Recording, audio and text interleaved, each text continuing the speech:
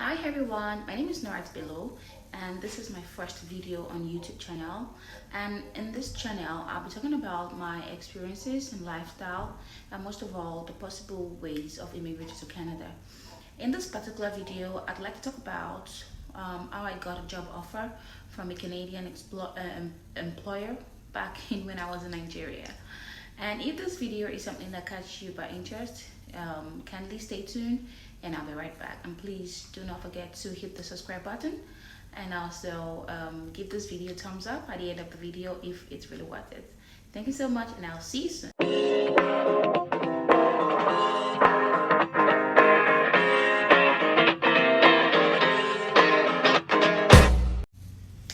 Okay, welcome back. So in this video I'll be sharing how I got my job offer back in Nigeria, and currently I live in Saskatchewan in Canada, and I got a job offer from a Canadian employer through the Act of Fiscal SIMP, which is the Saskatchewan Immigrant Nominee Program.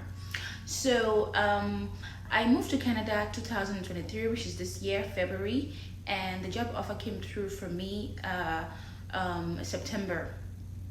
Prior to that, I already applied June. And before I move forward, I would like to talk about just a really short story of how I came about the job offer and what step I took and all. So back in 2022, I was with this agent because I and my family actually had intention of moving to the United Kingdom, and we're planning this with a family friend, but it just didn't come through for us because I never got lucky with the agent, even though it was supposed to be something that would work. But at the end of the day, it just didn't work. So we started sending my CV out. That is me and my husband.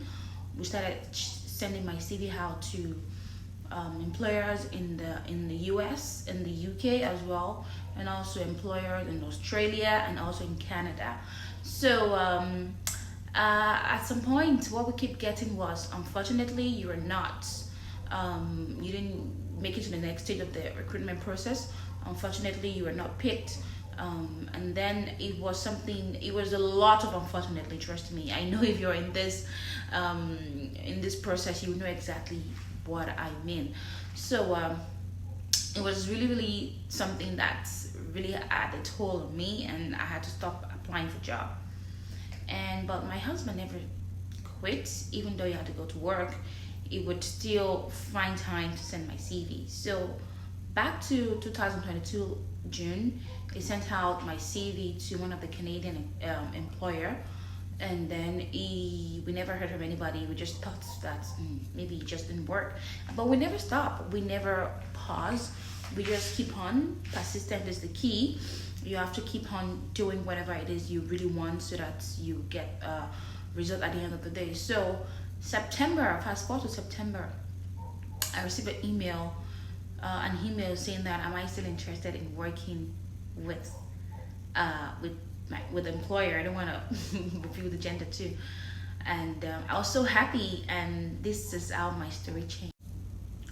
So we actually applied on the SACS job, at a Saskatchewan job website, and then after that, you need to know the NOC code of the job that you are applying for, because here in Canada everything is put under NOC, like national occupation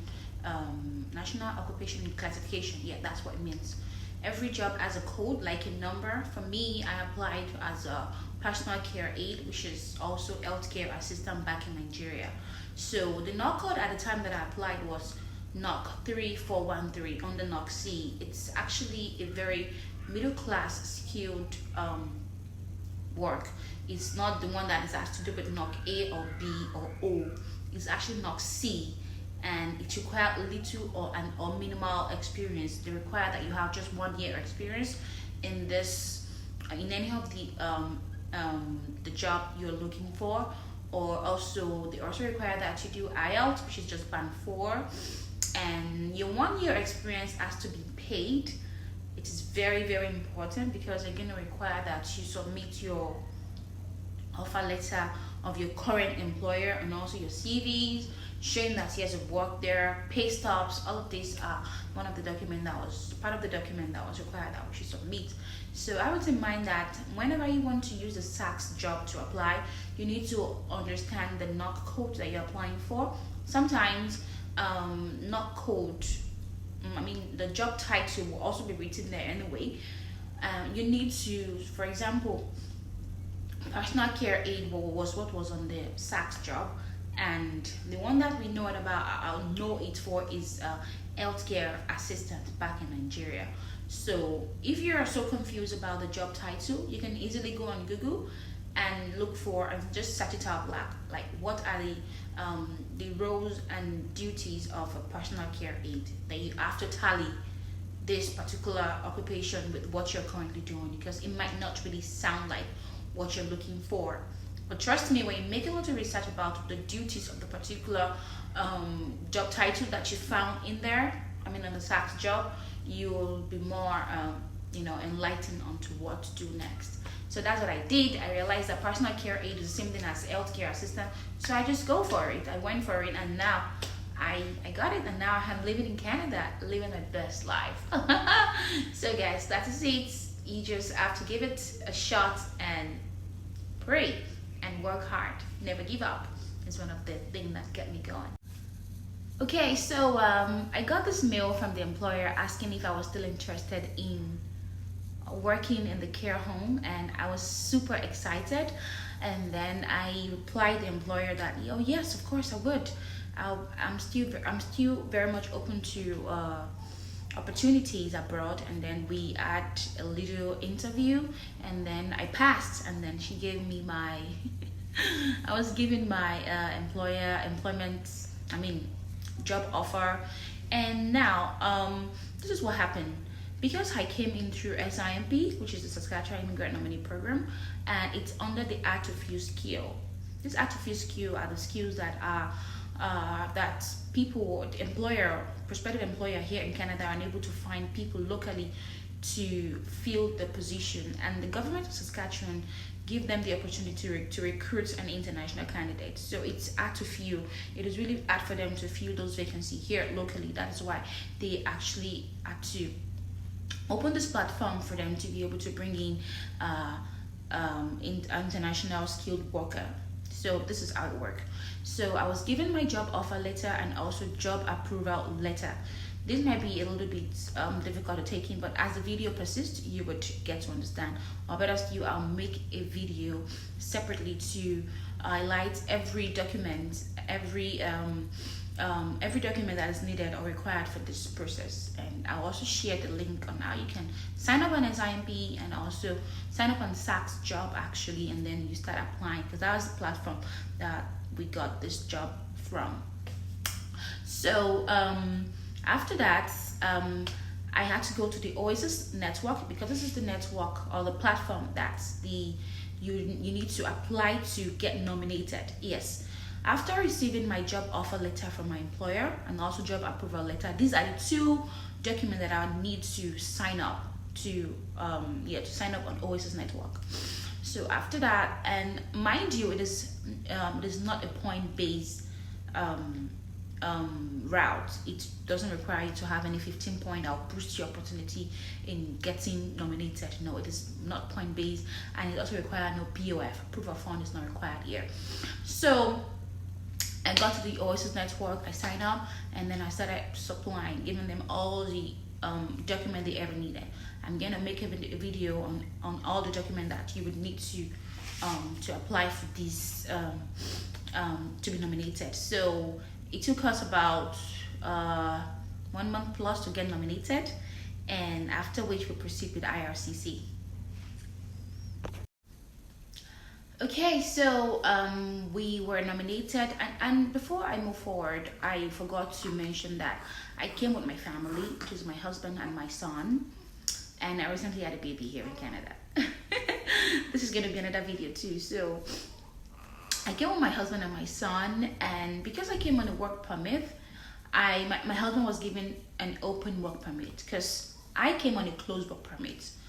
Closed work permit simply means employer specific work permit. That is that I can only come in here to work for that particular employer that gave me the job offer. So, but my husband can decide to work for anybody. He can, put out a CV when he gets here, and then he can get employment and can decide to work for any company that he chooses to. Then my son was given a visitor's visa because my job offer was 2 years. My husband was given a 2 years work visa, and my husband was given a 2-year work visa. And I forgot to mention that this path is a path to PR. Yes, when we were nominated, we were given our nomination certificates and what to do next, and also apply for PR. So before we left Nigeria, we already applied for PR, and our PR is already in process. So it's something that you should give and take. Like, you really have to tap into this opportunity, guys. It's something that you don't just come here to work for 2 years and go back to your country. You have the opportunity to apply for PR, and within 1 year, you'll be given your PR, and you're free. You can decide to work for anybody you want to, because I remember my employer told me that once my PR is out, I can decide to either stay with her or go and work for someone else. So it's a win-win situation, right? So it's a very wonderful path, and I would really encourage people to tap into this before it's too late. So that is it, guys. I was given nomination certificates, what to do next. That is the document will lead you, and will give you a kind of overview of what to do, and also apply for PR. And after that, we apply for PR before we left the country, and also we had to open an IRCC like a platform, yeah, and then we apply for our visa. Yes, we apply for our visa. You have to pay for visa and all, and also we had to go for medical. I couldn't find the paper where I put everything, but I can still remember how everything went. So we apply for medicals and all. Okay, so guys, please do not forget to hit the subscribe button. Also give us a thumbs up if you're really enjoying the video. It's my first time, and I know that I'm struggling with words. It's not so easy to have a YouTube channel and trying to dish out information, but I'll try my possible best to be explicit and more detailed in my information. And if you have any question, you can easily go to the comment section. You can put it there, then I'll try my possible best to answer the questions. So as I was saying, so like I said from the beginning of the video, that I'm gonna make another separate video where I will explain in detail all the necessary documents that you would need to apply for this to apply under this route of coming to Canada on the work visa. And don't forget, you're also going to write IELTS, and in this scenario you only need band 4, just 4. When I did mine, I had 7 band. So it's something that you can even decide to have more, because it's a competitive environment. The more you have, the more opportunity you get in getting considered. So it's not point-based, like I said. It doesn't require POF, but because I was coming with my family, I submitted proof of fund just to let them know that yes, I'm coming to work. My family too are coming to. My husband is coming to work, but peradventure I need to get a job on time. We have funds to sponsor ourselves, to move around, to make things easier for ourselves. And I also have a son that the proof of fund will be very, very useful too. So it wasn't part of the document, but if you have it, why not give it? So you have nothing to lose. So that's what I can remember for now, and I would like to stop the video here. Please don't forget to hit the subscribe button and give the video a thumbs up, and I'll see you in my next video. Bye.